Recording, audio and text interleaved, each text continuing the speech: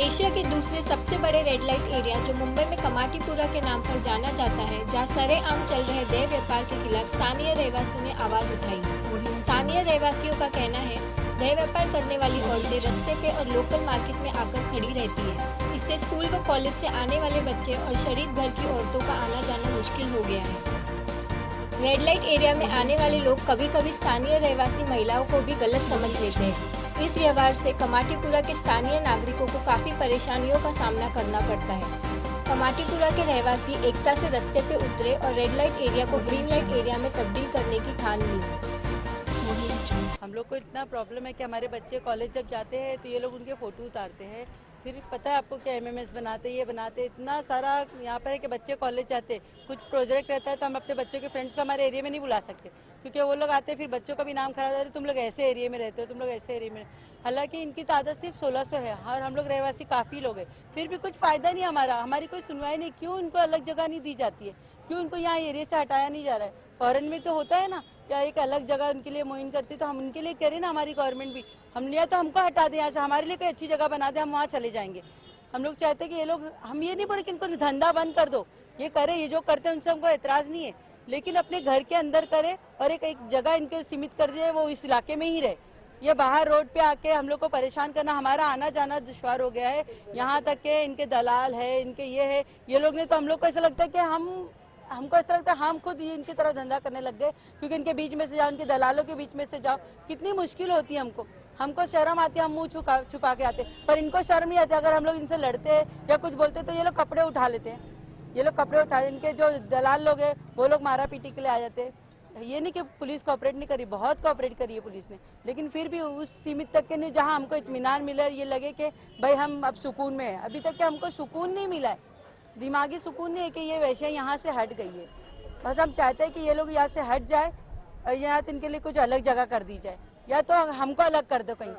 हमको इस वाकई में हमारी पब्लिक को जो घर में रहती हैं उनको वाकई में तकलीफ है, इसलिए ये लेडीज नीचे उतरी, अपने आप को घरों से उन्होंने नीचे उतारा अपने आप को, इसी की वजह से कि हमको इस चीज़ की वाकई में बहुत तकलीफ है।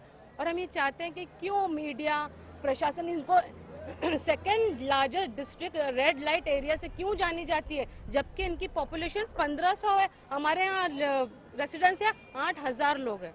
तो हमको ये प्रॉब्लम है कि बस मीडिया वाले इस बात को अभी ख़त्म कर दें कि ये सेकंड नंबर पे ये है। हमको यहाँ से वाकई में काला जो दाग हम पे है, हमको इसको मिटाना है वाकई में। तो प्लीज़ आप इसके लिए कुछ ज़रूर करो। कमाटीपुर से जो रेड लाइट का जो सेकंड नंबर है उनको प्लीज़ हटाइए और हम लोग की तकलीफ को ज़रा प्लीज़ मेहरबानी करके गौर से सोचिए। ये जो बिल्डर का कहा गया, ये सिर्फ एक अफवाह है जो हमारी एकता कमेटी के ऊपर उठाया गया है। 4 महीने से हम इस मुहिम पे काम कर रहे हैं। एक्चुअली काम तो हम काफ़ी सालों से कर रहे हैं, पेपर वर्क कर रहे हैं। आज जो हम रास्ते पे, सड़कों पे हमारी जो महिलाएं उतरे, उसका कारण ये है कि ये तादाद इनकी 2 सालों में बहुत बढ़ गई प्रोस्टिट्यूट की, और ये रास्तों पे खड़े रहती है। ये बोलने से किसी एक दो के बोलने से मानती भी नहीं। तो सबसे बड़ा कारण जो हम रास्ते पे उतरने का यही था कि भाई ये सब रास्ते पे ना खड़े रहे। हमारा मुद्दा यही है कि आप अपनी हद में रहे, अपने रूम पे रहे, अपने घर पे रहे, लेकिन रास्ते पे आके ये धंधा ना करे, ये व्यवहार ना करे। इसके लिए हम आम रहवासियों को बहुत तकलीफ है, बहुत परेशानी है। इसके लिए हमने बहुत स्ट्रगल किया, रात दिन एक किया है, पेपर वर्क किया है, आरटीआई मारा है, और इस पर कुछ काम भी हुआ है। लेकिन जैसा हम चाहते हैं हमारे रहवासियों को जैसा रिलीफ मिले, वैसा अभी तक नहीं मिला। पूरी तरह से उस पर काम नहीं हुआ। सरासर गलत है। डेवलप होगा तो हमें भी अच्छा है, लेकिन आज जो हम आज की पोजीशन बता रहे, जो हमको प्रॉब्लम हो रहा है, डेवलप होगा वो कल होगा, परसों या कब, हम पता नहीं है। लेकिन आज की जो परिस्थिति है, जो प्रॉब्लम है, हम उसी पे बात कर रहे हैं। हमको आज ये प्रॉब्लम है, डेवलप कब होगा हमको पता नहीं है, और कौन करेगा वो भी पता नहीं है। हमारे अगेंस्ट एक पेपर, एक पैम्पलेट छपा था जो रात के 2:30 या 3 बजे बटा है, जिसमें ना किसी का नाम था, एड्रेस था, ना फ़ोन नंबर था। वो एज ए इल्ज़ाम था हम पे कि भाई ये बिल्डर के आदमी है, ये जो एकता कमेटी है बिल्डर का काम कर रही, जो सरासर गलत था। वो हमने एसीपी साहब से भी बात की और वो पैम्पलेट बताया, तो उन्होंने कहा कि भाई ये तो एक इनवैलिड पेपर है, ना इस पे एड्रेस है, ना फ़ोन नंबर है, ना किसी का नाम है, ना इसकी माँ का पता है, ना बाप का। आप क्यों इस पे ये कर रहे हो? तो बोले हमने बोला कि सर ये इल्ज़ाम जैसा हो गया, तो बोले नहीं उसको इग्नोर करो। हमने इसके लिए काम भी किया, इनके घर पे भी गया, जिसकी हमारे पास क्लिप है, आपको बाद में दूंगा कि इनके लिए हमने काम भी सोचा है, जरी वर्क है, एम्ब्रॉयडरी है या घर का काम है, लेकिन ये एग्री नहीं हो रही है। तो एग्री नहीं होती, हमने बहुत सी हमारी और जो हमसे टाई अप किया हुआ है NGO ने, उनसे भी हम मिले और इनको काम देने हम तैयार है बिल्कुल। अगर आज आप 30 या 50 औरतें तैयार करती हैं, हम तुरंत उसको काम दे दें, लेकिन एक्चुअली ये एग्री नहीं होती, इजी मनी पे ये तैयार है। चलो हम उसके लिए भी नहीं बोलते, लेकिन आप इतना तो करें, रोड पे ना खड़े रहे, जिसके लिए हमारे बच्चों को तकलीफ होती है, हमारी महिलाओं को तकलीफ होती है। उसके लिए हमारा ये जो मुद्दा है इसी के लिए कि आप रोड पे ना खड़े रहे। और काम का सवाल है तो हमारी संस्था एनी टाइम रेडी है, इनको जो भी जॉब चाहिए, जो भी काम चाहिए, इनके लिए हम तैयार है। सुपीर बादल की फेरी के दौरान एक युवक ने बीच रास्ते में गाड़ी खड़ी की और जब पुलिस ने उसे गाड़ी हटाने को कहा तो युवक ने पुलिस के माथे पर पिस्तौल तानी। पिस्तौल तानने के आरोप में पुलिस ने जगदार बॉक्सर को गिरफ्तार किया। जगदार के साथी गुरिंदर को भी पुलिस ने गिरफ्तार किया। पुलिस का कहना है कि जगदार के ऊपर पहले से ही 20 से ज्यादा लड़ाई झगड़े के मामले दर्ज है। पुलिस ने जगदार बॉक्सर के पास से एक पिस्तौल भी बरामद की।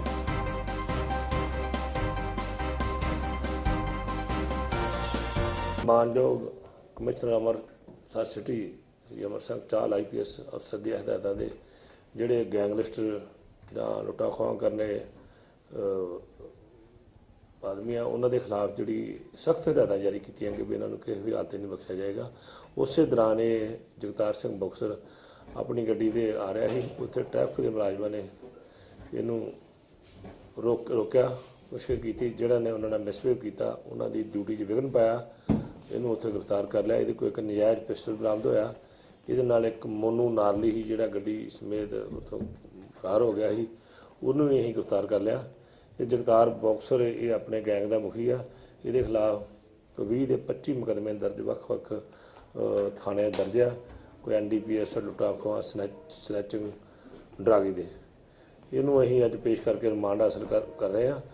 ਬਾਕੀ ਜਿੰਨੇ ਵੀ ਇਹਦੇ ਗੈਂਗ ਦੇ ਜਿੰਨੇ ਮੈਂਬਰ ਹੈ ਸਾਰਿਆਂ ਨੂੰ ਜਲਦੀ ਗ੍ਰਿਫਤਾਰ ਕੀਤਾ ਜਾਏਗਾ। ਉੱਥੇ ਸਾਡੀ ਡਿਊਟੀ ਲੱਗੀ ਟ੍ਰੈਫਿਕ ਦੇ ਮੁਲਾਜ਼ਮਾਂ ਦੀ, ਗੱਡੀ ਸਾਈਡ ਤੇ ਰੋਕਣ ਤੇ ਨੇ ਬਹਿਸ ਪਾਈ ਸ਼ੁਰੂ ਕਰਤੀ। ਤਹਿਸ ਜਾਣ ਕੇ ਨੇ ਮੁਲਾਜ਼ਮਾਂ ਨਾਲ ਮਿਸਬਿਹੇਵ ਕੀਤਾ, ਉਸੇ ਦੌਰਾਨ ਇਹਨੂੰ ਗ੍ਰਿਫਤਾਰ ਕਰ ਲਿਆ ਤੇ ਦੂਜਾ ਨਾਲ ਦਾ ਸਾਥੀ ਗੱਡੀ ਲੈ ਕੇ ਫਰਾਰ ਹੋ ਗਿਆ। अमृतसर के सेक्टर की BOP भरोबाल में BSF और पाक तस्कर में फायरिंग हुई। जब पाकिस्तानी तस्कर हेरोइन की खेप भारत में भेजने की कोशिश में थे, उस समय फायरिंग हुई थी। BSF जवानों ने तस्करों को रोकने की कोशिश की तो एक तस्कर मारा गया। तस्कर का शव भारतीय सीमा के पास बरामद हुआ। भारतीय सीमा में मारे गए तस्कर के पास BSF के जवानों को 9 पैकेट हेरोइन बरामद हुई।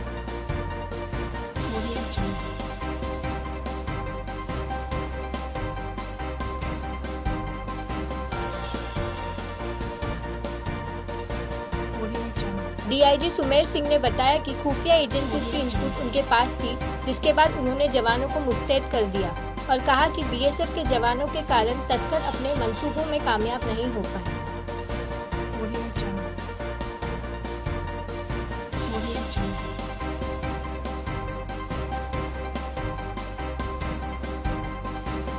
हमारी इंटेलिजेंस एजेंसियों को काफ़ी दिन से इनपुट्स मिल रहे थे और हम फिराक में भी थे और हमने काफ़ी पूरे बॉर्डर के ऊपर इस अमृतसर सेक्टर में हमने बहुत ही सतर्कता बढ़ाई हुई है, काफ़ी अलर्ट किया हुआ है। रोज़ाना कई बार हम जो सर्विलेंस इक्विपमेंट है उससे मोमेंट भी देखते हैं, लेकिन हमारी अलर्टनेस की वजह से उनकी हिम्मत नहीं पड़ रही थी। लेकिन आज इन्फॉर्मेशन थी शायद इस इलाके में क्रॉस करेंगे, तो हमारी इंटेलिजेंस ब्रांच और जो 138 के ट्रुप्स हैं BOP भरोपाल के कंपनी कमांडर उनके जवानों ने नाका लगाया और आज सुबह लगभग 4:15 बजे उनको जब वो प्रोसेस में थे थ्रोइंग के, उसमें फायर किया और एक को वहीं पर मार गिराया और दूसरा जाकर पाकिस्तान में गिराया, पाकिस्तान की बाउंड्री के पास में। और वहाँ से आज ये भी थोड़ी देर पहले ही पाकिस्तान रेंजर्स वाले उसकी डेड बॉडी उठा कर ले गए हैं। हमने जो मारा वो डेड बॉडी अभी भी वहीं है। पुलिस के 9 पैकेट्स मिले हैं, हमने सीज किया है, ऑलमोस्ट 1-1 kg के पैकेट। 5 पैकेट 2 थ्रो कर दिए थे, 2-2 के पैकेट्स हैं, तो 2 पैकेट थ्रो कर दिए। जब तीसरा प्रोसेस में थे, इन द मीन टाइम हमारे लड़कों ने फायर किया। जो हमारे लड़के पहले से तैयार बैठे थे एम लेकर के, और इमीडिएटली स्मगलर को नॉकडाउन कर दिया और दूसरा स्मगलर को भी गोली लगी, लेकिन वो किसी ढंग से भाग करके पाकिस्तान टेरिटरी में जाकर गिरा है। जैसे मैंने बताया अभी वो उसकी डेड बॉडी उठा कर ले गए। जब वो बिल्कुल फेंसिंग के पास आ गए हैं, थ्रोइंग कर रहे हैं, तो जो हमारा प्रोसीजर हमने चैलेंज किया और उसके बाद फायर किया। जब देखा उनको थ्रो करते हुए तो बट नेचुरल था कि ये कुछ एंटी नेशनल एलिमेंट्स हैं और हमने फायर किया उनको।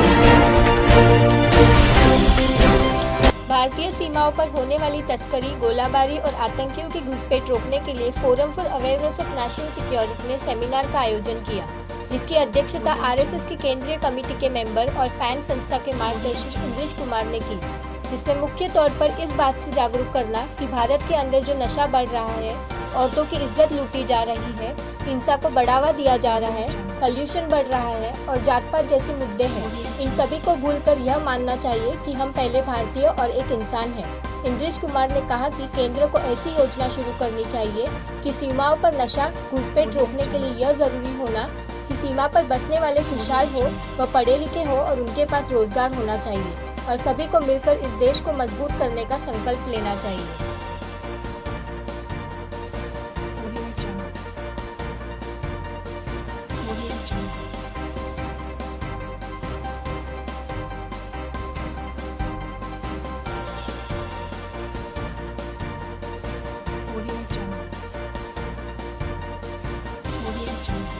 के साथ संवाद हो और उस संवाद के माध्यम से वो संवाद का प्ररूप हमारा जागरण है कि हम राष्ट्र समाज को जागृत कर पाए, अपनी प्रतिभाओं के विषय में भी और अपनी चुनौतियों के विषय में। इस प्रोग्राम साढ़े माननीय इंद्रेश जी अखिल भारतीय कार्यकारिणी सदस्य राष्ट्रीय स्वयंसेवक संघ श्री गोलक बिहारी जी राष्ट्रीय संगठन मंत्री, मेंबर पार्लियामेंट राज्यसभा श्री श्वेत मलिक जी, हो जाता है काम उसका, हम तो फिर हमें इंटॉलरेंट। सो मैं आपको बता ही दूंगा इंद्रेश जी के आपने ये जो कार्यक्रम लिया है, और सबसे बड़ी बात है कि जो आपने लोगों को अवेयर किया है, जनता को अवेयर किया कि ये केवल सेना का काम नहीं, सेना तो अपना काम कर रही है, हर मोर्चे में डटी हुई है। ये तो सबने देखा है, पठानकोट में आतंकी हमले का सामना करते हुए हमारे बेटे शहीद हो गए, ये सबने देखा है। एक आग जो दिल में जलती रहनी चाहिए कि मेरे देश की तरफ किसी की उंगली उठे तो वो उंगली नहीं रहनी चाहिए। देखो, दो अलग अलग बातें हैं। एक तरफ ऐसा है कि आज के फैंस के इस सेमिनार का मुख्य उद्देश्य है कि भारत की सीमाएं, उन पर जो गोलाबारी है, फेक करेंसी है, नशीले पदार्थों की तस्करी है, हथियारों की तस्करी है और आतंकियों की तस्करी है, इस पर पूरा रोक लगे। दूसरा है कि अंदर इस देश में जो दंगे हैं, बेटी की इज्जत लूटी जा रही है, नशा है या प्रदूषण है, हिंसा है, छुआछूत है, ऐसे जो कीटाणु हैं अंदर से, इनसे भी देश समाज जो है वो मुक्त हो। और इस बात को ध्यान में रखकर हम सब देश के लोग, किसी भी जाति के हैं, पंथ के हैं, भाषा के हैं, राज्य के हैं, हम सब एक भारत और उसकी एक संतान है। भारत का संविधान कहता है कि हम एक देश हैं और एक जन हैं। एक देश एक जन बनकर रहेंगे तो हमें ताकत आएगी और ये जितने भी खतरे हैं इनसे हम मुक्ति ले सकेंगे। इसके लिए जो आगे कहने वाले हैं प्रस्ताव में अंत में, वो ये कि देश की सीमाओं पर सेना, अर्धसैनिक बल, पुलिस प्रशासन यानी सरकार प्रदेश की और उसी के साथ साथ समाज, इन तीनों की ऐसी कमेटियां बननी चाहिए जिससे जितनी भी प्रकार की घुसपैठ है वो सब रोकी जा सके।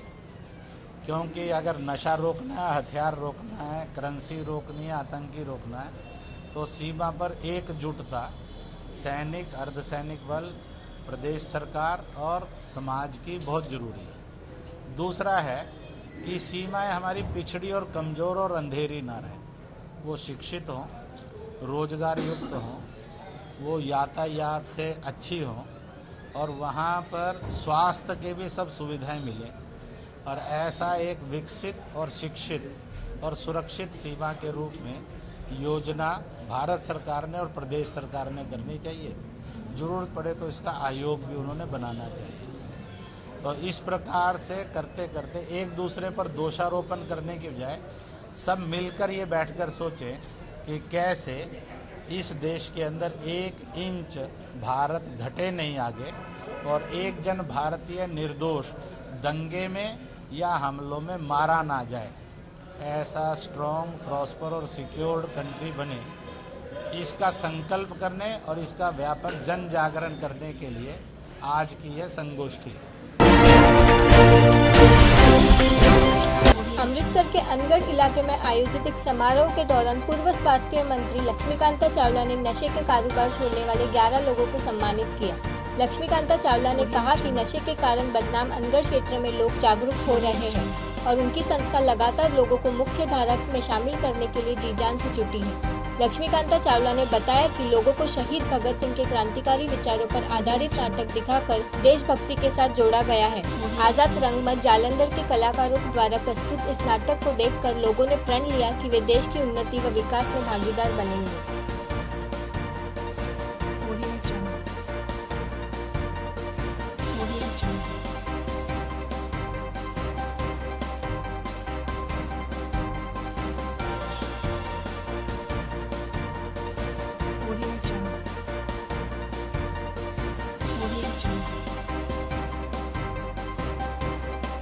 आज का जो कार्यक्रम है ये रानी झांसी और शक्ति सोसाइटी की तरफ से है। 13 महीने पहले हमने ये इलाका अनगढ़ का अडॉप्ट किया था। ये इलाका नशों के कारण भी अच्छा नाम नहीं था इसका और यहाँ के लोगों की बड़ी समस्याएं थी। 10 मार्च 2015 को जो हमने काम यहाँ श्री गणेश किया, आज मुझे लगता है हमने उसका समापन कार्यक्रम किया है। स्कूल चलाई के चलते रहेंगे, बच्चों से मिलेंगे, परिवारों से मिलेंगे, लेकिन जो 10-12 परिवार नशे का धंधा करते थे जिसमें उनका कसूर कम, पुलिस इलाके की पॉलिटिशियनों के कहने पर शराब बिकवाती भी थी, पैसे भी लेते थे, सारा कुछ करते थे। तो जो यहाँ से हमारे 2 ऑफिसर बदल के गए हैं, कमिश्नर पुलिस औलख साहब और डिप्टी कमिश्नर रवि भक्त, और साथ ही जो विवेकानंद सोसाइटी है, जो विवेकानंद हॉस्पिटल है गवर्नमेंट की तरफ से, उनके सहयोग से यहाँ हमने नशों के विरुद्ध अभियान चलाया, काउंसलिंग सेंटर चलाए और अपनी शक्ति और रानी झांसी की तरफ से सिलाई स्कूल बनाए। पहले हमें इलाके को कुछ प्रमुख लोगों का सहयोग नहीं मिला, बाद में पहले बैच में 60 बच्चे आए, अब 102 बच्चे हमारे पास है। हम उनको सिलाई कटाई सिखाते हैं, उनको मशीनें साथ देते हैं और उन लड़कियों के द्वारा हम उन परिवारों से संपर्क करके इलाके का वातावरण बदल रहे हैं। आज का कार्यक्रम नशों की इस इलाके में जो काफी कंट्रोल हो गया, उसके लिए सेलिब्रेशन का वो दिन हमने मनाया है और स्टेज पर 11 उन परिवारों को भी सम्मानित किया है जिन परिवारों ने नशा बेचना छोड़ दिया है, नशा मतलब शराब, और उन लोगों को भी सम्मानित किया है जिनका सहयोग मिला और इलाके में हमारी पैठ बनी, हम जा सके। आज का दिन हमारे लिए, शहर के लिए बड़ी खुशी का दिन है कि जिस इलाके को बुरा बुरा कह के सबने छोड़ा हुआ था, अब उस इलाके को, दुनिया को, अमृतसर को पता लग गया कि ये इलाका बुरा नहीं, बुरा प्रबंधन था, कुछ कानून वाले थे, कुछ राजनेता थे।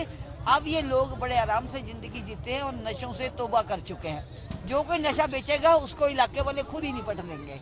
तो ये हमारी संस्था का, अब इसके बाद हमने साथ ही गुजरपुरा को भी अपने हाथ में लिया है और मुझे पूरा विश्वास है कि 6 महीने बाद गुजरपुरा का भी कायाकल्प हो जाएगा।